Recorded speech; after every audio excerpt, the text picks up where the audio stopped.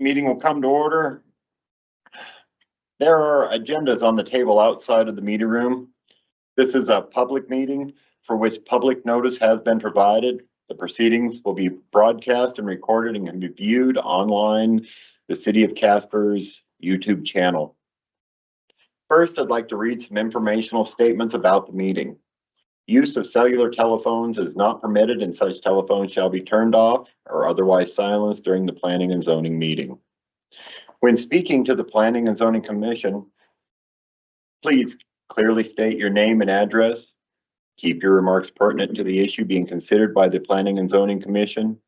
Do not repeat the same statement that were made by the previous speaker. Speak to the Planning and Zoning Commission as you would like to be spoken to. Do not address applicants or other audience members directly.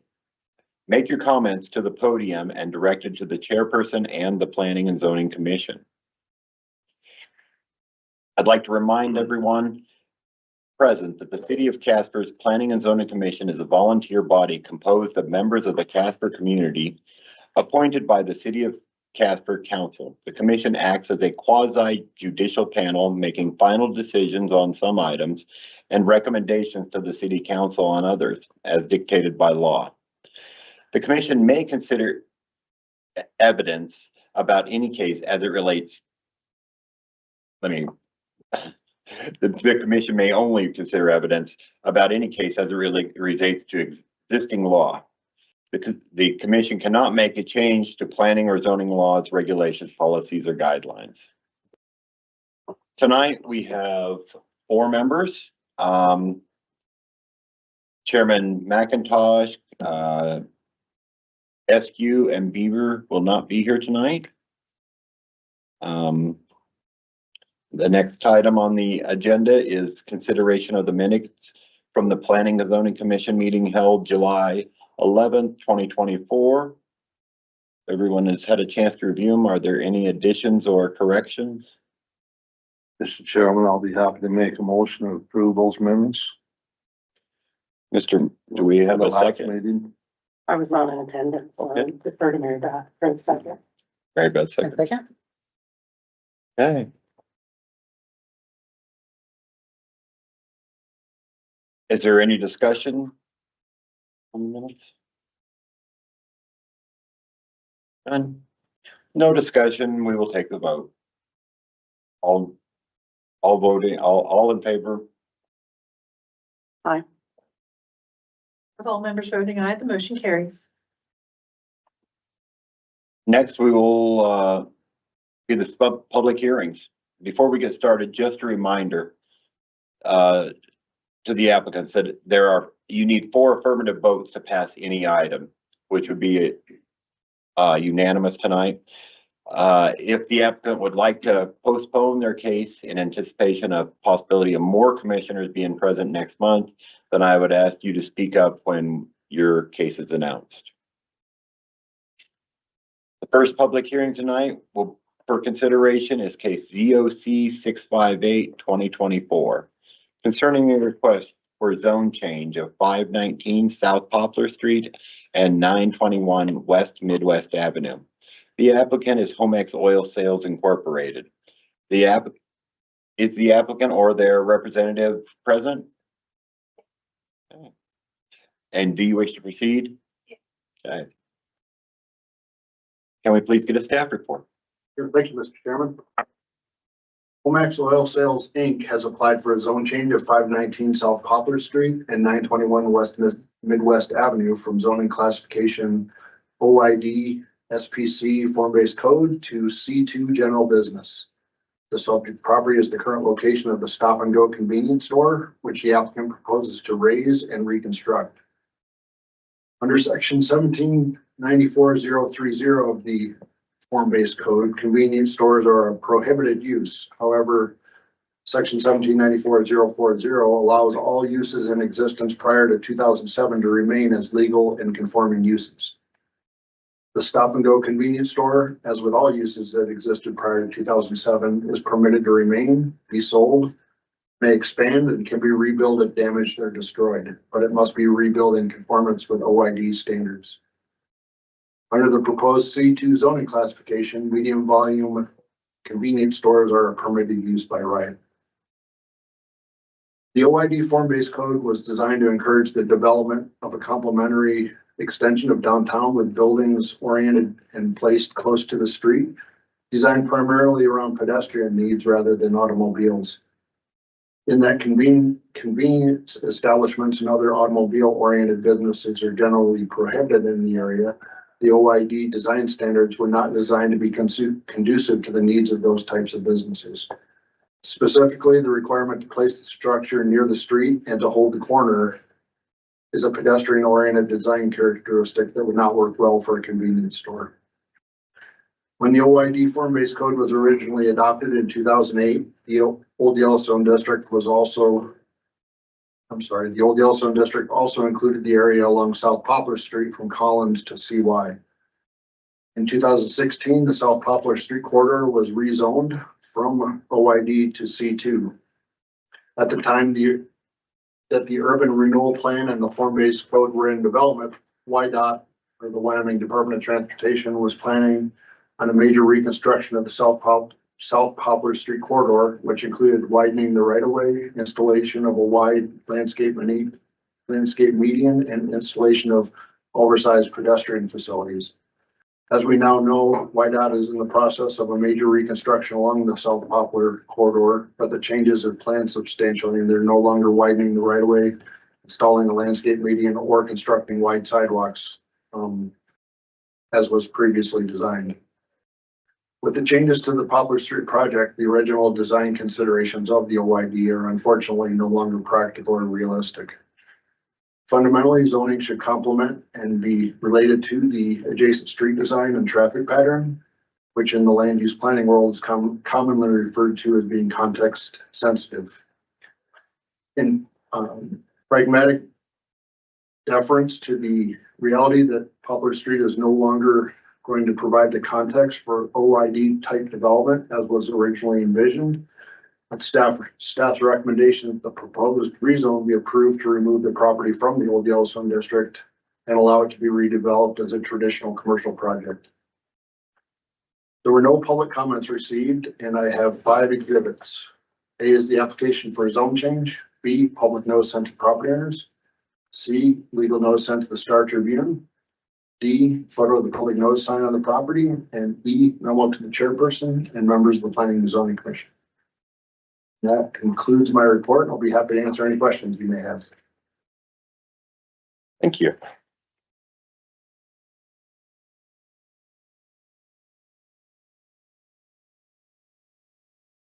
Does anyone on the commission have questions for Tom? I have one. I mean, you don't see any problems with construction with the poplar being under construction too, and I guess they can come in through the alleyway or. Of course, we're gonna need to do a new site plan, Mr. Chairman, prior to redevelopment of the site, so I don't think points of access have been solidified yet, but I think they're trying to coincide this project with a construction that's going on Poplar, to use that time that they're already being impacted, to redevelop the site, so. So there's no plans right now, so we don't know what the setback will be from the street or anything like No, that. the minimum setbacks are gonna be, under C2 are 0 feet on all sides, so they could build right to the front, but, I think that their intention is, to keep the building farther back with the islands out in front. But to your point right now, this allows them to raise it while their business is completely impacted by the construction that's going on in that area. Right. Okay. Thank you. Next, I would ask that the applicant or their authorized representative could come forward to the microphone. Please state your name and address for the record.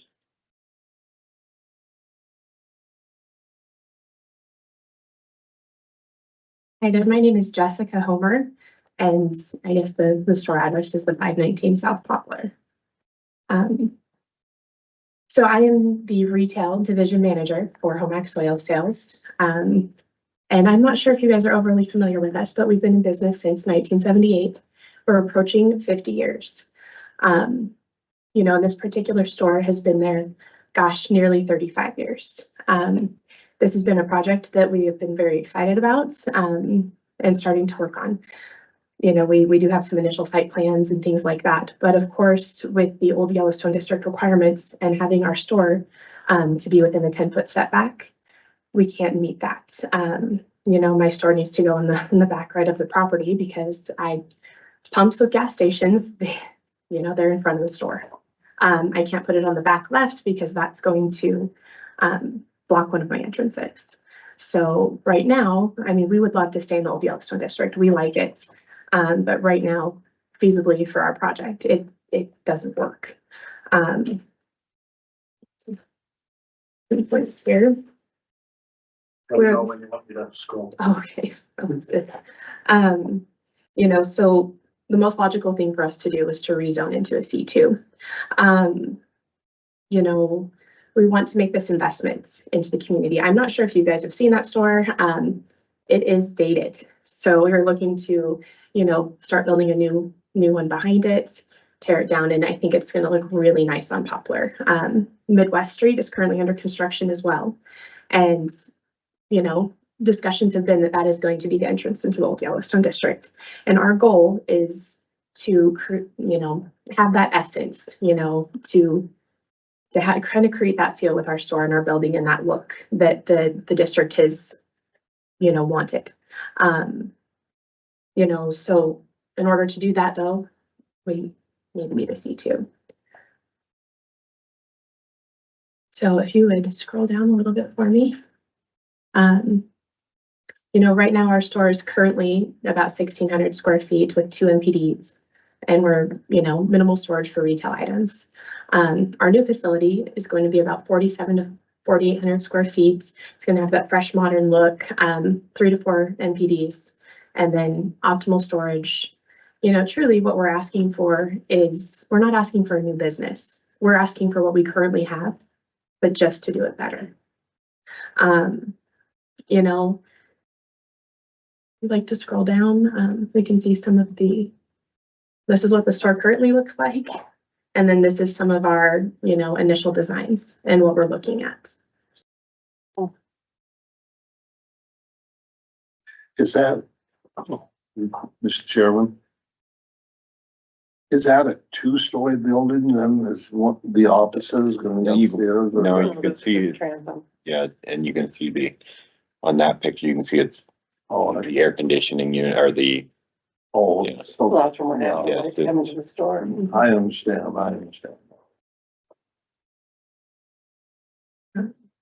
That's what we're envisioning. We think it's going to look really great, and we want to make this investment. My boss has talked about it being our flagship store, and we're really looking forward to it. But, you know, I mean, ultimately, if this is denied, you know, our business is not necessarily going anywhere. We're still going to continue to sell retail fuel. It's just, what do we want it to look like is the kind of the question for us. So.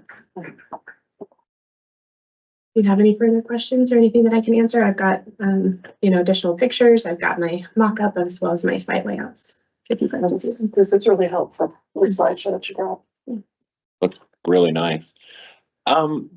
Just out of curiosity, because you're gonna try and do it while the construction's going on, Mhm. how much has the construction affected your? Substantially. You know, it was one thing when Poplar was just under construction, but when they started Midwest, it's really affected us. So this is kind of the ideal time for us to start, you know, and hopefully we can get to breaking ground soon. And by the time it's done, hopefully we'll almost be done. So that's the goal.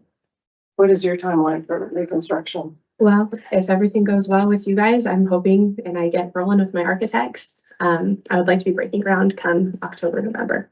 Okay. And then realistically, hopefully be open by April or May, but we all know how construction delays go, so. Yeah. Mr. Chairman, I appreciate the family, your family, putting a little faith in Casper, and, of course, you guys have always had it, but I think it's certainly gonna improve the area quite a bit. And it's gonna look nice. Yes, thank you. And I think we're really looking forward to that opportunity, and, you know, I think it'll look really nice for the entrance into that old Yellowstone district. Nobody else? Thank you. I think, yeah. Okay, sounds good. Thank you. At this time, we ask that members, if there's anyone that wishes to speak for or against or in opposition of this case, please come forward.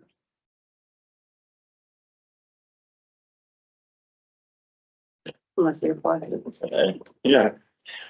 Okay, well, nobody left. There is, I'm sorry. yeah, John's there. Oh, Good evening. John Cornquin, 1650 South Walnut Street. Thank you for letting me speak tonight. I'm speaking in favor of this great opportunity to change a little bit of the looks of Poplar Street.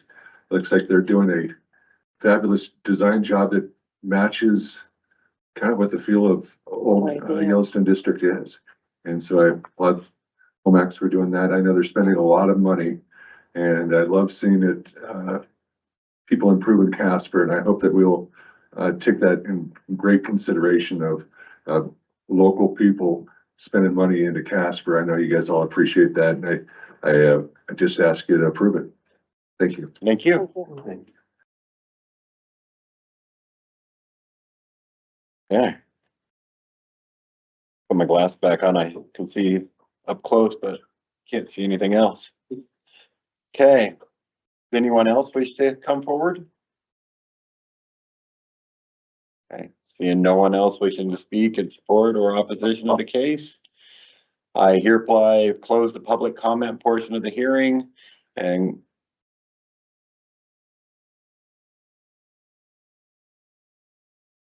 call for a motion to approve, deny, or table. Mr. Chairman, I'll make a motion to approve ZOC 658 24 or 2024 zone change. I have a motion by Mr. Wingeder I second. and a second by Mary Beth. Close check. Happen a motion and a second. Is there any discussion? I think it's, Mr. Chairman, I just think it's going to help fix up the OYD district a little bit.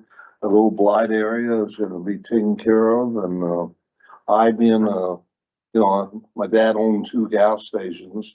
I grew up in the gas station business, so I know how exciting it is to get a new building and everything. So I just think it's great. Well, I just think it's positive for the community. I just hope we can expedite it as much as possible so they can take advantage of the inconvenience that have been put on by YDOT, so. Right, it's been such a tragedy that both Yeah, of it's been a those tragedy streets for everybody along that area. have been out of commission. Thank you. But when there's a new road and a new gas station, I think it'll only benefit them, so. Yeah. I'm totally supportive. I agree. With no further discussion, I guess we'll vote. All members voting aye, the motion carries.